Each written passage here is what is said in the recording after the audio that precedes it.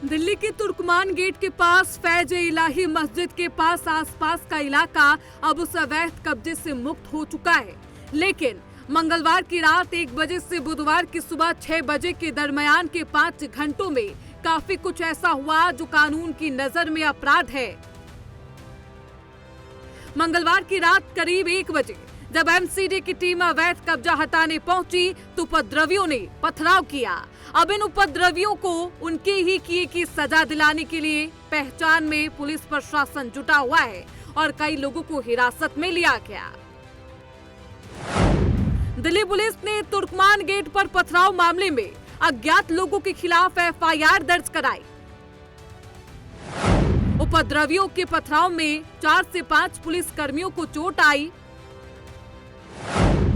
आरोपियों की पहचान करते हुए 10 लोगों को हिरासत में लिया गया। पुलिस के बॉडी कैम से आरोपियों की पहचान की गई है। बाकी आरोपियों की सीसीटीवी फुटेज और बॉडी कैम वीडियो के आधार पर पहचान हो रही। बाकी रात को थोड़ा सा ये हुआ था, पत्थरबाजी हुआ था पुलिस के ऊपर, तो उसमें हमने मिनिमम फोर्स यूज करके उनको ये किया, मतलब पुश बैक किया और उसके बाद तो overall process was very smooth.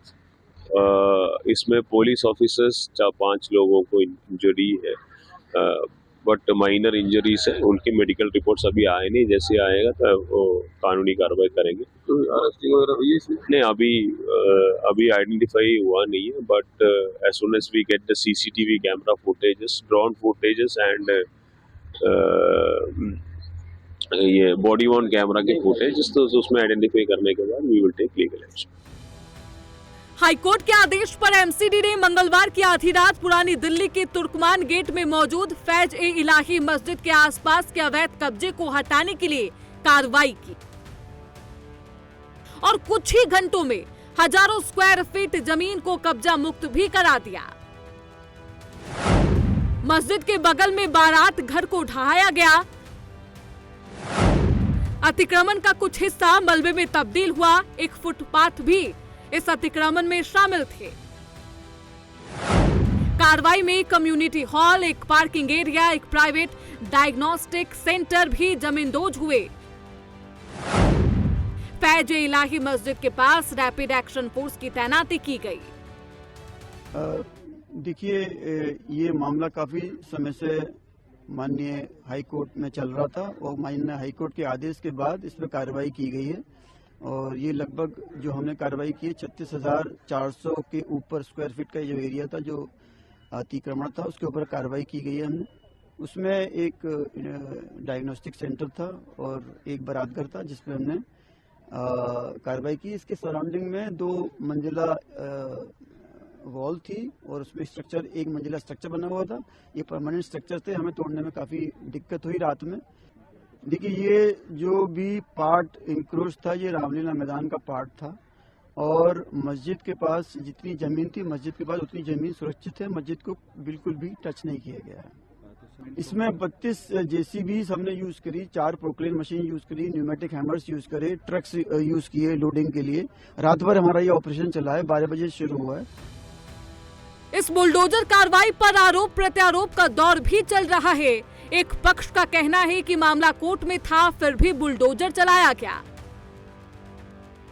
वहीं एमसीडी का कहना है कि कार्रवाई हाईकोर्ट के आदेश से हुई। अब समझिए इस पूरे मामले में कानूनी पेच क्या है। 12 नवंबर 2025 को हाईकोर्ट ने सिविक बॉडी और पीडब्ल्यूडी को तुर्कमान गेट के पास रामलीला मैदान में 48,940 वर्ग फुट के अतिक्रमण को हटाने के लिए 3 महीने का समय दिया। हाईकोर्ट ने आदेश सेव इंडिया फाउंडेशन द्वारा दायर एक याचिका पर सुनवाई करते हुए पारित किया। अक्टूबर 2025 में अधिकारियों द्वारा एक संयुक्त सर्वे किया गया था जिसमें ये दर्ज किया गया था कि जमीन पर अतिक्रमण था जिसका कुछ हिस्सा एमसीडी, पीडब्ल्यूडी और एलएनडीओ सहित अधिकारियों का था। नोटिस के बाद एमसीडी के अधिकारी 4 जनवरी को अतिक्रमण वाले इलाके को चिन्हित करने के लिए साइट पर गए, लेकिन उन्हें स्थानीय लोगों के विरोध का सामना करना पड़ा, जिसके कारण पुलिस की तैनाती बढ़ाई गई। एमसीडी के आदेश को रद्द करने के लिए मस्जिद सैयद इलाही मैनेजमेंट कमेटी ने याचिका दायर की। मस्जिद मैनेजमेंट कमेटी ने कहा कि ये जमीन वक्फ की है और वो वक्फ बोर्ड को लीज का किराया दे रही है।